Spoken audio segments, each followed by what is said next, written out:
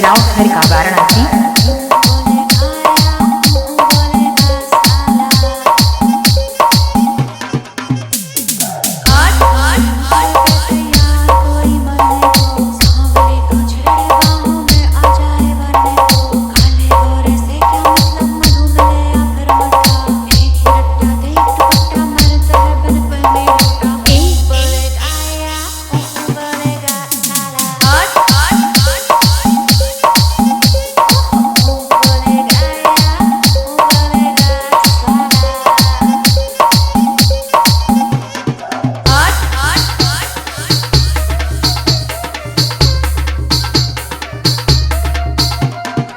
DJ Jitendra राज कचराव घर का Varanasi. DJ Jitendra राज कचराव घर का वाराणसी।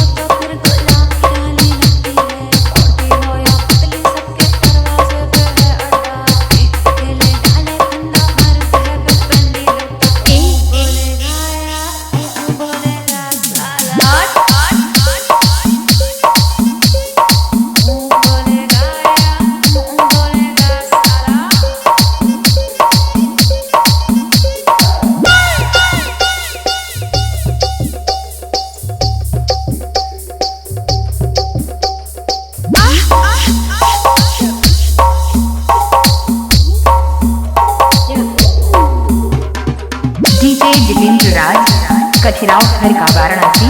डीजे जितेंद्र राज कचराव घर का वाराणसी। अपना रोग दिखाता है, कोई बनके दिल वाला दिल से होके जाता है।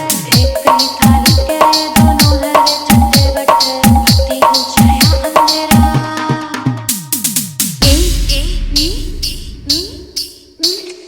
भक्ति को छाया अंधेरा, भरत है बिन पीती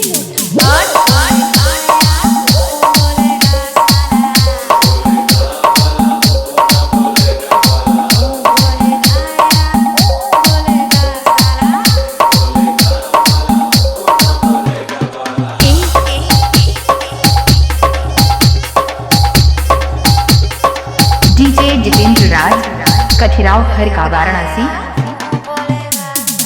मोबाइल नंबर 8736092841।